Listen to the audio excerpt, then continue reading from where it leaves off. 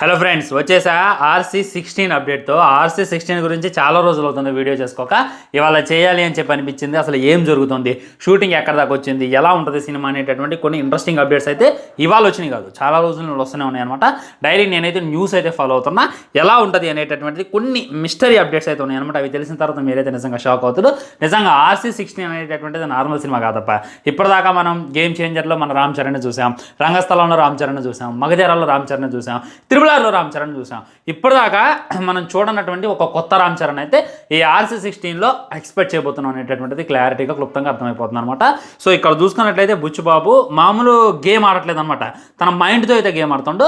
అటు కన్నడ ఇండస్ట్రీని టార్గెట్ చేసిండు, అట్ ద సేమ్ టైం ఇటు బాలీవుడ్ని టార్గెట్ చేసిండు, తెలుగు ఆల్రెడీ టార్గెటే ఉన్నారనమాట. ఓన్లీ ఇది కాదు, వరల్డ్ మొత్తాన్ని టార్గెట్ చేయాలని చెప్పి ఒక కొత్త కాన్సెప్ట్ అయితే సినిమాని దింపేటటువంటి ప్రయత్నం చేస్తుండు.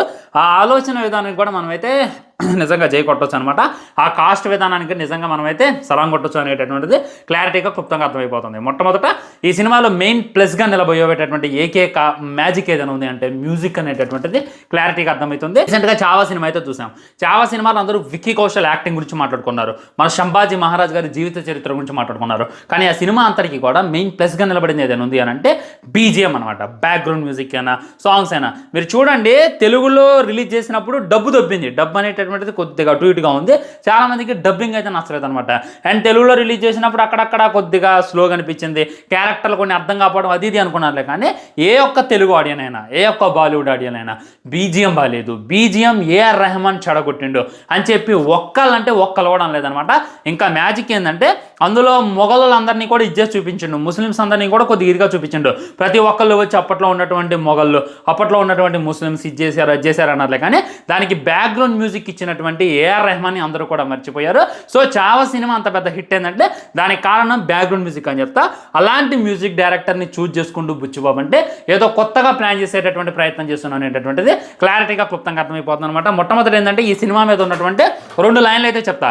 అండ్ ప్రెజెంట్కి సంబంధించినటువంటి కొద్దిగా షూటింగ్ అయితే ఉంటుందంట. లైక్ మన రామ్ చరణ్ చూసుకున్నట్టయితే ప్రెజెంట్ ఒక కబడ్డీ ప్లేయర్ లాగా అయితే కనపడతారంట. తను చూసుకున్నట్టయితే తను కోతకెళ్ళిందంటే ఇప్పుడు కబడ్డీ అనేటటువంటిది చాలా రిస్కీ గేమ్. అందరూ కూడా క్రికెట్కి ఎలివేషన్లు ఇస్తారు, క్రికెట్ అనేటటువంటిది అది ఇది అంటారు. కానీ కబడ్డీ అనేటటువంటిది నార్మల్ గేమ్ కాదు. ఒక్కసారి కోతకు వెళ్తే అక్కడ వాడిని ఒక్కసారి డొక్కలో పెట్టి గుద్ది కోర్టు అవతలకి విసిరైతే ఇంకోసారి వాడు కోతకు రావాలంటేనే వచ్చబోసుకుంటాడు. అది కబడ్డీ అనేటటువంటిది. అలాంటి గేమ్ ప్లేయర్ లాగైతే తనైతే కనపడబోతుంది అనమాట. సో తను కోతకి వచ్చేవాడే అయినా కానీ తను భయపడ్డంట. వానొత్తను అంటే అవతల ఉన్నటువంటి అపోనెంట్ టీం అయితే వచ్చబోసుకుంటుంది. అవతల 10 మంది ఉన్నా 20 మంది ఉన్నా వాళ్ళందరినీ కూడా ఒక్క గుద్దుతోనే మడత పెట్టేయగలడు. ఎవడైనా వెళ్ళి ఆయన్ని ముయ్యాలి అని అంటేనే వచ్చబోసుకోగలడు అనేటటువంటి కాన్సెప్ట్ అయితే ఈ సినిమా తెగబోతున్నారు అనేటటువంటిది క్లారిటీగా అర్థమవుతుంది. ఇంకోటి ఏంటంటే పీరియాడిక్ టైప్లో అయితే ఈ సినిమాని అయితే చిత్రీకరించేటటువంటి ప్రయత్నం చేస్తున్నారు. పీరియాడిక్ టైప్ అంటే అల్లటప్ప పీరియాడిక్ టైప్ కాదనమాట. దానికోసం ఫ్రేమ్స్ని వాడుతున్నారనమాట, ఫిలిమ్స్ని వాడుతున్నారనమాట. ఇప్పుడు మన టెక్నాలజీ అనేటటువంటిది అభివృద్ధి చెందింది. సినిమాని ఎవడైనా రీల్ చేసుకోవాలి, సినిమాని ఎవడైనా సేవ్ చేసుకోవాలి అని అంటే పెన్ డ్రైవ్లో సేవ్ చేసుకుంటారు, ల్యాప్టాప్లో సేవ్ చేసుకుంటారు, కెమెరాలో సేవ్ చేసుకుంటారు. కానీ ఒకప్పుడు చూసుకున్నట్లయితే రీల్లో సేవ్ చేసుకునేవాళ్ళు. మీరు లీలా మహా సెంటర్ సినిమా చూసుకున్నట్లయితే అందులో హీరో ఏం చేస్తారంటే సినిమాను నడిపిస్తూ ఉంటాడు అనమాట. సినిమాను నడిపిస్తున్నటువంటి టైంలో రీల్ ఆటం అనేటటువంటిది లేట్ అయింది. రీల్ వల్ల సినిమా ఆగిపోద్ది. సో అప్పట్లో రీల్స్ని సినిమాలాగా మొత్తం అందులో ప్రింట్ చేసి థియేటర్లకి పంపించేవాళ్ళు. థియేటర్లో ఉన్న వాళ్ళు దాన్ని టెలికాస్ట్ చేసి ప్రొజెక్టర్లో స్క్రీన్ మీద చూపించేవాళ్ళు.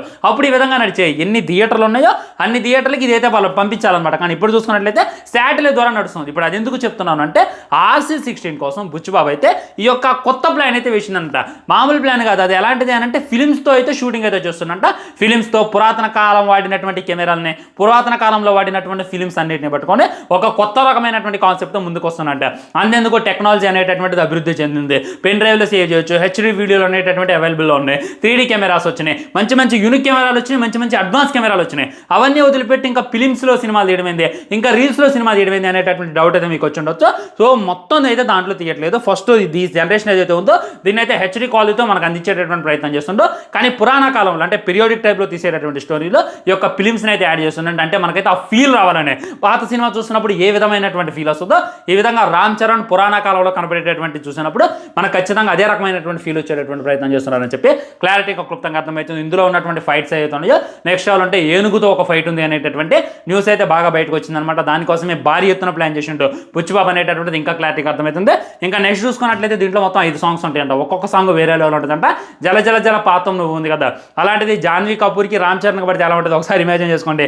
అలా ప్లాన్ చేసేటటువంటి బుచ్చిబాబు అయితే చేస్తున్నాను అనేటటువంటిది ఇంకా క్లారిటీగా అర్థమవుతుంది. ఇవన్నీ విన్న తర్వాత నాకైతే ఫీజులు అయితే ఎగిరిపోయాయి ఫ్రెండ్స్. ఇప్పటిదాకా మీరు ఏ సినిమా కోసం ఎదురు చూసినా ఎదురు చూడకపోయినా చాలా మంది టాలీవుడ్లో ఉన్నటువంటి యువత పుష్ప 3 అంటారు, స్పిరిట్ అంటారు, సలార్ అంటారు, ఇప్పుడు వచ్చేటటువంటి అప్కమింగ్ మూవీస్ అంటారు. కానీ ఈ RC16 కూడా ఒక ఇది అనేటటువంటి గుర్తుపెట్టుకోండి. సో ఈ సినిమా మీద ఏదైతే ఉందో ఎవరికి కూడా హైప్ లేదు. ఫస్ట్ ఆ హైప్ లేపడాన్ని హైప్ క్రియేట్ చేసి నెక్స్ట్ లెవెల్ దింపి మన ముందు పెట్టేటటువంటి ప్రయత్నం డైరెక్ట్గా చేస్తున్నాం అని చెప్పి ఇంకా క్లారిటీగా అర్థమవుతుంది. ఇది దీనికి సంబంధించినటువంటి వచ్చిన చిన్న చిన్న అప్డేట్ అనమాట. వీడియో షార్ట్గా ఉందని చెప్పి ఫీల్ కామాకని తర్వాత ఇంకో ఫుల్ వీడియోతో మళ్ళీ కలుద్దాం. బాయ్ బాయ్, నమస్కారం.